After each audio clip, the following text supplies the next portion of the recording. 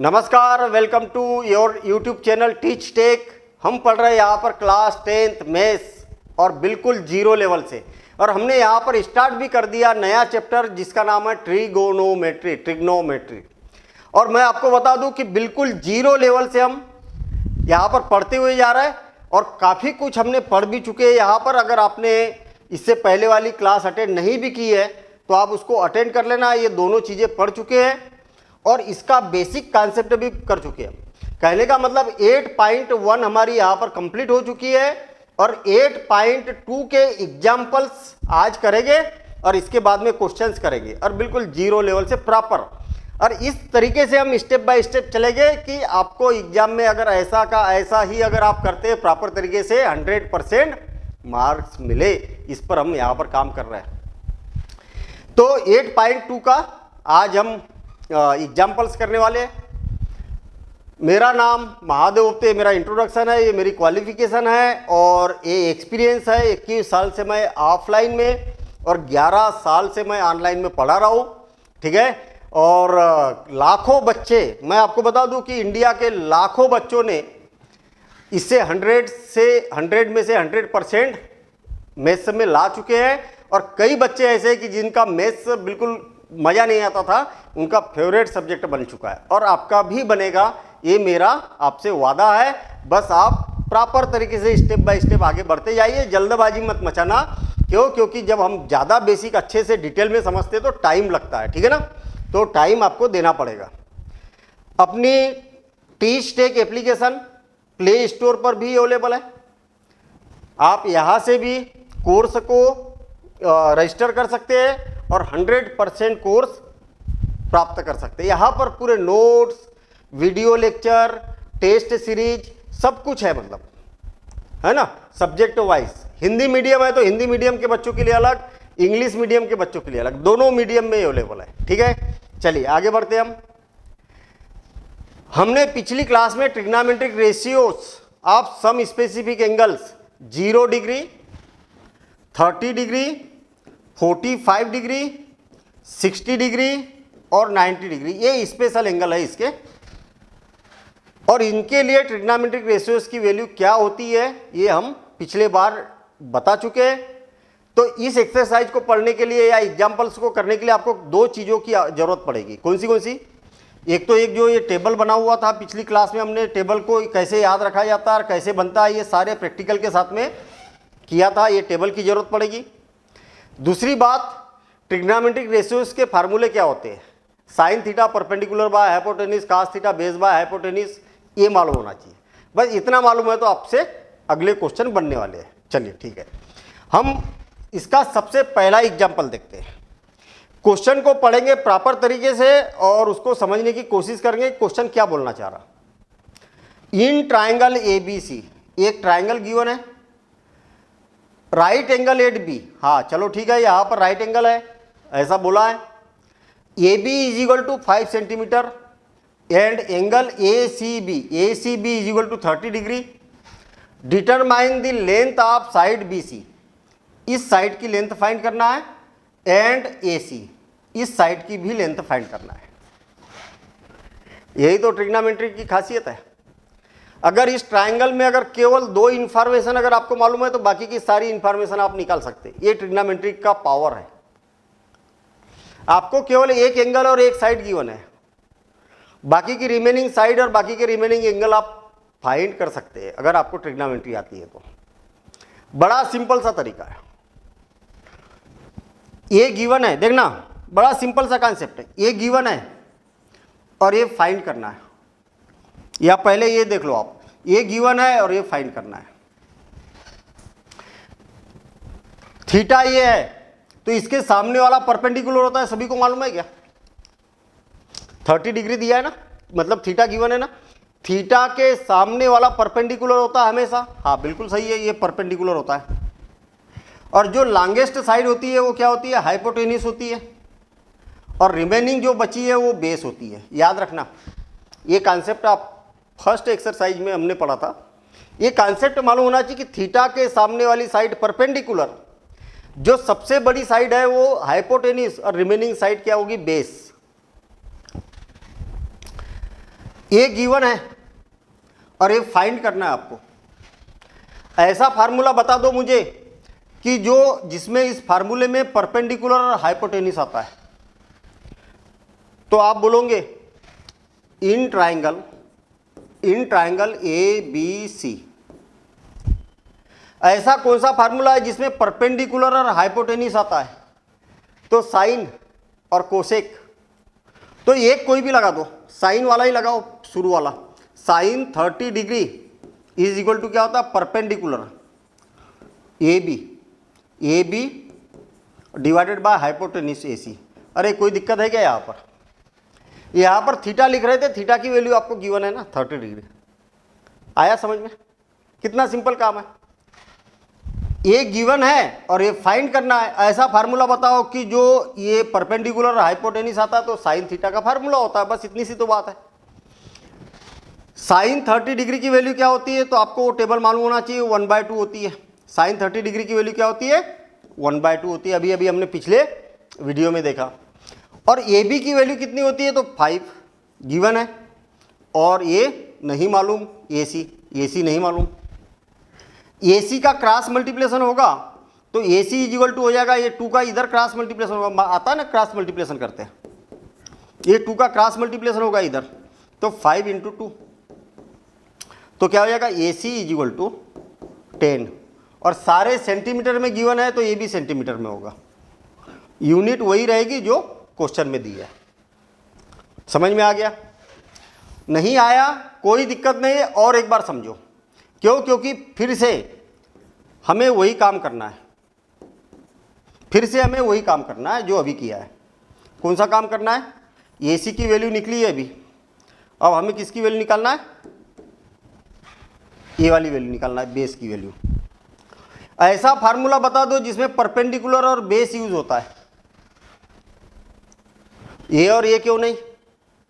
एक मालूम होना चाहिए वैल्यू और एक दूसरी अननोन होना चाहिए। वैसे ये भी पता चल गई, आप ए वाला भी ले सकते हो, कोई दिक्कत नहीं है। क्यों? क्योंकि इसकी वैल्यू 10 पता चल गई ना, लेकिन ज़रूरत नहीं है। ऐसा फार्मूला बता दो जिसमें परपेंडिकुलर और बेस यूज होता है। तो आप बोलोगे कि ये 10 है, 10 में होता है ऐसा और कॉट में भी होता है, तो 10 वाला लगाओ। कॉट भी लगा सकते हैं आप। टेन थीटा की जगह 30 डिग्री है, इज इक्वल टू क्या होगा? Perpendicular A B divided by B C. Tan 30 degree की वैल्यू क्या होती है? तो आपको मालूम है 1/√3 होती है। और ए बी की वैल्यू कितनी है? 5। और बी सी की वैल्यू नहीं मालूम। अब बी सी जाएगा इधर और √3 जाएगा इधर, तो 5√3 हो जाएगा ना।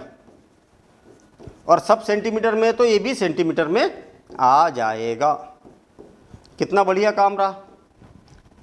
तो लॉजिक क्या बनता है? लॉजिक क्या बनता है? ऐसा फार्मूला लो, ये आपको गिवन है ना, जिसमें ए भी आए और जो चीज़ पूछिए वो भी आ जाए। ऐसा फार्मूला आपको ट्रिग्नोमेट्रिक रेशियोज ढूंढना है।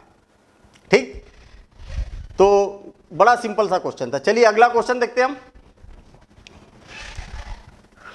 In triangle P Q R, अच्छा पी क्यू आर आपको गिवन है। राइट एंगल एट क्यू, हाँ ये राइट एंगल क्यू पर राइट एंगल है।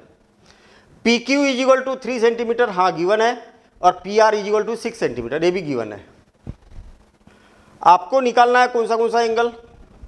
एक तो क्यू पी आर मतलब ये वाला एंगल फाइंड करना है, और पी आर क्यू ये वाला एंगल फाइंड करना है। दोनों एंगल फाइंड करना है। एक एक करके करते हैं, एक एक करके। पहले मैं ये वाला एंगल लेता हूं। तो इसके सामने वाली साइड क्या होगी? परपेंडिकुलर। और ये लॉन्गेस्ट साइड क्या बनेगी? हाइपोटेन्यूस। और ये बनेगी बेस, हाँ या ना? थीटा जिसके लिए सॉल्व कर रहे हैं उसके सामने वाला परपेंडिकुलर। अब आप बोलोगे सर इसके लिए भी तो सॉल्व करना है। एक एक करके करेंगे, पहले हम इसके लिए करते हैं। तो इसके सामने वाला परपेंडिकुलर और सबसे लॉन्गेस्ट हाइपोटेन्यूस और ये बेस। आया समझ में? जिसको फाइंड करना है उसके सामने वाला परपेंडिकुलर, मतलब पी, ये वाला एंगल फाइंड करना है ना। हाँ, अब मुझे ऐसा बताओ कि ये भी गिवन है और ये भी गिवन है और ये आपको फाइंड करना है in triangle A B P Q R, in triangle P Q R, ये वाला ट्राइंगल लेते हैं। ऐसा फार्मूला बताओ जिसमें ए और ए आ जाए, परपेंडिकुलर और हाइपोटेन्यूस आ जाए। ऐसा कौन सा फार्मूला है? साइन और कोसेक, तो साइन लगा देते हैं अपन, कोसेक भी लगा सकते हैं। साइन थीटा या साइन, ये वाले इसको थीटा सपोज कर लो, sine theta is equal to perpendicular P Q divided by P R. कोई दिक्कत? होता ही है formula, perpendicular divided by hypotenuse formula होता है। अब आप बोलोगे सर हमें मालूम नहीं है, नहीं मालूम तो फिर क्या, कुछ नहीं कर सकते, मालूम करना पड़ेगा। ये शुरू से जो फार्मूले मैं इतनी मेहनत कर रहा हूँ, तो आपको भी इतनी मेहनत करना है ना भाई, फार्मूलों को याद रखना है, पूरा दिमाग में बैठे होना चाहिए फार्मूले। तो साइन थीटा, पी आर की, पी क्यू की वैल्यू कितनी है 3 और पी आर की वैल्यू 6 और 3 से 2 टाइम कैंसिल, तो sine theta is equal to कितना आ गया 1/2। देखिए अब ध्यान देना, इधर साइन थीटा है ना इधर, तो आपको साइन थीटा में ही पता करना है कि 1/2 किसकी वैल्यू होती है। साइन में ही पता करना है, इधर साइन है लेफ्ट हैंड साइड में, तो इधर भी आपको साइन में ही पता करना है। तो आपको मालूम होना चाहिए कि साइन की वैल्यू होती है ना 1/2। हाँ होती है ना। अरे साइन थीटा 1/2 को साइन 30 डिग्री लिख सकते ना, कास 60 मत लिख देना, कास 60 डिग्री की वैल्यू होती है 1/2। क्यों? इधर साइन है तो इधर भी साइन होना चाहिए, सेम ट्रिग्नोमेट्रिक रेशो होना चाहिए। अब दोनों को कंपेयर करेंगे तो कितना आ जाएगा, theta is equal to 30 degree. बस ये हो गया, theta is equal to 30 degree. अब सुनो जरा ध्यान से, अब ये वाला भी एंगल निकालना, आपको ये पता चल गया ना कि 30 डिग्री। अब आपको ये वाला भी एंगल पता करना है, तो ये तो बच्चों का खेल है। आपको मालूम है ना कि तीनों एंगल का सम कितना होता है 180। ये 90 डिग्री है, ये 30 डिग्री है, तो ये ऑटोमेटिक 60 डिग्री होगा। तो आप वैसे भी कर सकते हैं और 10 पी भी, मतलब यहाँ पर इसको एक्यूट एंगल लेके भी कर सकते हैं। आप यहाँ पर बोल सकते हैं कि angle P plus angle R is equal to कितना होता है 90 डिग्री।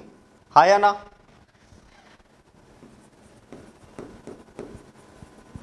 हाँ या ना बताओ जल्दी। अरे तीनों एंगल का सम 180 होता है, ये तो 90 हो गया, तो ये दोनों का सम कितना होगा 90 होगा कि नहीं होगा? हाँ होगा ना। एंगल थीटा मतलब एंगल R की वैल्यू निकल गई, एंगल P प्लस इसकी वैल्यू कितनी आ गई 30 इज इक्वल टू 90। तो angle P is equal to कितना हो जाएगा 90 डिग्री माइनस 30 डिग्री। तो angle P is equal to 60 degree, ये आ गया। अगर आपको ऐसा नहीं करना है तो इसका और एक तरीका है। कौन सा तरीका? जो हमने पहले यूज किया, ये वाला जो तरीका है ना, ये वाला तरीका भी यूज कर सकते। देखना, alternate 10 in triangle, again in triangle PQR, आपको जो भी अच्छा लगे, ये लगे या तो ये लगे, इस ट्राइंगल की बात कर रहे हैं। ये वाला एंगल ले रहा हूं मैं। जब ये वाला एंगल लेंगे, जब ये वाला एंगल लेंगे, ये वाला, तो इसमें क्या हो जाएगा, इसके सामने वाला परपेंडिकुलर बनेगा और ये हाइपोटेन्यूस बनेगा और ये क्या बनेगा, बेस बनेगा। हाँ या ना? हाँ। थीटा के सामने वाला परपेंडिकुलर, सबसे लॉन्गेस्ट साइड हाइपोटेन्यूस, हमेशा होता है भैया ऐसा, जो भी थीटा, क्योंकि मैंने अब इसके लिए सॉल्व कर रहे हैं ना, तो ऐसा फार्मूला बता दो जिसमें बेस और हाइपोटेन्यूस आता है, बेस और हाइपोटेन्यूस आता है, तो cos theta, cos theta, theta की जगह इसको P लिख दो, कास P लिख दो, P एंगल है ना, कास P लिख दो, इज इक्वल टू क्या होता है, base divided by hypotenuse PQ divided by hypotenuse क्या है PR, cos P is equal to PQ की वैल्यू कितनी है 3 डिवाइडेड बाय PR की वैल्यू कितनी है 6, तो 3 से ये 2 टाइम कैंसिल, तो कास पी इज इक्वल टू 1/2। अब मुझे एक बात बताइए कि कास में, इधर कास है ना तो इधर भी कास ही आना चाहिए। कास में किसकी वैल्यू 1/2 होती है? तो 60 डिग्री की वैल्यू होती है। तो आप इसको लिख सकते हैं कि cos P is equal to cos 60 degree. तो कंपेयरिंग बोथ साइड, तो P इज इक्वल टू कितना हो जाएगा? 60 डिग्री। तो एंगल P भी क्या आ गया आपके पास में? 60 डिग्री। तो इससे करो चाहे इससे करो, मेरे ख्याल से ये ज़्यादा इजी लग रहा होगा आपको, है ना? तो इससे भी आप कर सकते हैं। चलिए अगला एग्जाम्पल देखते हैं अब हम, है ना? 3 एग्जाम्पल है, ये लास्ट एग्जाम्पल है इसका। बहुत बढ़िया एग्जाम्पल है, और ये वाले एग्जाम्पल और ऐसा ही एक क्वेश्चन भी मिलेगा एक्सरसाइज में। इस पर बेस्ड बहुत क्वेश्चन पूछे जाते हैं एग्जाम में, ठीक है? मैं क्वेश्चन को पढ़ूंगा ध्यान से, क्या गिवन है पहले तो ये देख लो आप। If sine A minus B is equal to 1/2, sine A minus B is equal to कितना है? 1/2, and cos A plus B, cos A plus B is equal to कितना है? ये भी 1/2 है। तो आपसे बोला है कि ए और बी जो दोनों एंगल है ना, इनका सम, ए और बी दोनों का सम जो है वो 0 डिग्री से ग्रेटर देना है, 90 या 90 से लेस देना है, और एंगल ए जो है ना वो बी से बड़ा है। तो फाइंड ए एंड बी, मतलब एक एंगल फाइंड करना है आपको। कहने का मतलब एक ट्राइंगल हो सकता है, ऐसा कुछ दिया हो, हैं, और ये ए बी और ये क्या है? सी है। तो एंगल ए फाइंड करना है और एंगल बी फाइंड करना है, और आपसे बोला है कि ये वाला जो एंगल है वो इससे ग्रेटर देना है, ऐसा भी बोला है। तो बाद में पता चलेगा, अभी तो हमें इतना गिवन है, इसको सॉल्व करने का इंतजाम करते हैं अपन। सुनिए, साइन ए माइनस बी, देखिए लेफ्ट हैंड साइड में कौन है? साइन। तो राइट हैंड साइड में भी क्या होना चाहिए? साइन। जो लेफ्ट हैंड साइड में है वही क्या होना चाहिए? राइट हैंड साइड में भी होना चाहिए। इधर साइन है तो इधर भी साइन होना चाहिए। तो फिर कैसे लाएंगे? आपको ये देखना है कि साइन में 1/2 किसकी वैल्यू होती है? साइन में 1/2 किसकी वैल्यू होती है? तो साइन 30 डिग्री की वैल्यू होती है। And cos A plus B, cos में 1/2 किसकी वैल्यू होती है? तो कास 60 डिग्री की वैल्यू होती है। कास 60 डिग्री की वैल्यू होती है ना? अब आप बोलोगे सर हमें यही तो नहीं मालूम, और ये नहीं मालूम तो क्वेश्चन बनेंगे नहीं। तो इधर कास है तो इधर भी कास होना जरूरी है, और कास 60 डिग्री की ही वैल्यू 1/2 होती है, इसके अलावा किसी की होती नहीं। वो टेबल उठा के देखना आप, वैसे तो याद होगा आपको। दोनों इधर साइन है तो साइन को खत्म कर दो, तो a minus B is equal to कितना हो जाएगा? 30 डिग्री। अरे इधर भी साइन है इधर भी साइन है, तो साइन को क्या मतलब बोथ साइड क्या करेंगे? कंपेयरिंग करेंगे। तो इतना आ गया, a plus B is equal to 60 degree. हाँ बहुत बढ़िया, ये बन गई इक्वेशन फर्स्ट और ये बन गई इक्वेशन सेकेंड। अब by equation 1 and 2, by equation 1 and 2, दोनों इक्वेशन को एक के नीचे लिख देता हूँ। a minus B is equal to 30 degree और a plus B is equal to 60 degree. अब आपने इलिमिनेशन मेथड पढ़ी होगी लीनियर, 3rd चैप्टर में लीनियर इक्वेशन में, और नहीं पढ़ी तो कोई टेंशन नहीं है। मैं क्या करता हूँ, दोनों इक्वेशन को ऐड कर देता हूँ। लेफ्ट हैंड साइड के साथ देखो ना, ऐसा a minus B plus A plus B. नहीं आया क्या समझ में? इसका लेफ्ट हैंड साइड और इसका लेफ्ट हैंड साइड दोनों को ऐड कर दिया, और राइट हैंड साइड को राइट हैंड साइड के साथ ऐड कर देता हूँ। 30 डिग्री और 60 डिग्री। b से b कैंसिल तो 2a, a और ये कितना बचा? 2a, और ये कितना हो गया? 90। तो a इज इक्वल टू कितना हो जाएगा? 90 डिवाइडेड बाय 2 और इज इक्वल टू 45। ये समझ में आया क्या? b से b कैंसिल तो ये क्या हो जाएगा? 2a, 2a is equal to कितना हो जाएगा 30 और 60 90 डिग्री, ठीक है। और a इज इक्वल टू कितना हो जाएगा 45 डिग्री, मतलब 90 डिवाइडेड बाय 2। तो ये क्या हो जाएगा a is equal to 45 degree, a की वैल्यू आ चुकी है, ठीक है। चलिए अब आगे की बात करते हैं अपन। a की वैल्यू किसी भी एक इक्वेशन में रख दो, a की वैल्यू किसी भी एक इक्वेशन में रख दो, या तो फर्स्ट में रखो या सेकंड में रखो, बाय इक्वेशन 1। इक्वेशन 1 क्या है, या 2 में रख दो, कोई दिक्कत नहीं है। a plus B is equal to कितना है 60 डिग्री। ये बात समझ में आई। अब क्या करो, a की वैल्यू यहां पर रख दी मैंने, a की वैल्यू यहां पर रख दी, कितना 45 degree plus b is equal to, इसकी जरूरत नहीं है हमें डायग्राम की ना, इज इक्वल टू 60 डिग्री। तो b इज इक्वल टू कितना हो जाएगा 60 और 45 उधर जाएगा तो -45 डिग्री। तो कितना हो जाएगा भाई b is equal to 15 degree. अब आप देखिए दोनों को अगर ऐड किया जाए, किसको किसको 45 और 15 को, तो कितना हो रहा 60। 0 से बड़ा है ना 60 और 90 से छोटा है, सेटिस्फाई कर रहा। हाँ, और आपको बोला है कि a की वैल्यू b से बड़ी भी होना चाहिए। a की वैल्यू b से बड़ी है क्या, हाँ है, मतलब अपना आंसर करेक्ट है। समझ में आया। फिर से और एक बार, बड़ा सिंपल सा काम है। आपको क्या गिवन है भाई, ये गिवन है, ये वाला गिवन है और ये वाला गिवन है, बस यही से स्टार्टिंग करेंगे। इधर साइन है तो इधर भी साइन आना चाहिए। अब आपको ये देखना है कि साइन में 1/2 किसकी वैल्यू होती है।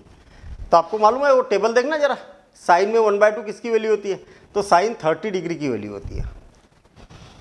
इधर कास है तो आपको देखना है कास में 1/2 किसकी वैल्यू होती है, कास 60 डिग्री की वैल्यू होती है। इधर भी साइन है, इधर भी साइन है, तो साइन हटा दो, तो a minus B is equal to 30 degree और a plus B is equal to 60 degree. बस हो गया। इसको इक्वेशन फर्स्ट दे दिया, इसको इक्वेशन सेकंड दे दिया। अब दोनों को एक के नीचे एक लिख दिया, ये प्लस बी का है, माइनस बी का है, कैंसिल हो जाएगा। a और a कितना हो गया 2a, 30 और 60 90, और 2 का क्रॉस मल्टीप्लिकेशन करेंगे तो 45, a की वैल्यू 45 आ गई। a की वैल्यू मैंने इक्वेशन 2 में रख दी है यहाँ पर, देखिए, तो 45 उधर जाएगा तो 50 डिग्री। बस हो गया काम, इतना सा तो काम है। थोड़ी सी आपको प्रॉपर तरीके से नोट करते चलना है और उसकी प्रैक्टिस कर लेना है, हो गया काम। ऐसे ही क्वेश्चन आपको एक्सरसाइज में भी मिलेगा, ठीक है। तो अपने ये एग्जाम्पल यहाँ पर कंप्लीट होते हैं। अगली क्लास में हम इसकी एक्सरसाइज के क्वेश्चन को सॉल्व करेंगे। बहुत बढ़िया क्वेश्चन है एक्सरसाइज में, ठीक है। नोट करते चलना, बिल्कुल प्रॉपर नोट्स बनाते चलो। उसके बहुत फायदे हैं, नोट्स बनाने के बहुत फायदे हैं।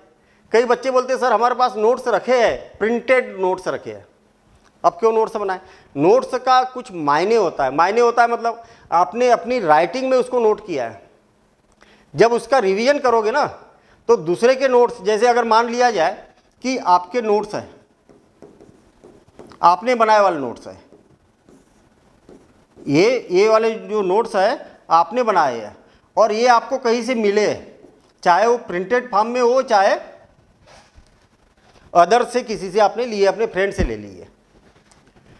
अगर ये नोट्स की जब आप रिवीजन करोगे ना तो आपके नोट्स से अगर मान लिया जाए उस चैप्टर का अगर आप 1 घंटे में रिवीजन कर लोगे ना तो दूसरे के नोट्स से आपको 3 घंटे लग जाएगी उसका रिवीजन करने में। क्यों, उसकी राइटिंग, उसके प्रिंटिंग जो भी है उसने लिखा है ना, ये आपने लिखा है, तो आप उसके नोट्स की प्रैक्टिस बहुत जल्दी कर सकते हैं। मतलब 3 टाइम का फर्क पड़ जाता है। आप प्रैक्टिकल करके देखना, ये बिल्कुल सही बात है ना।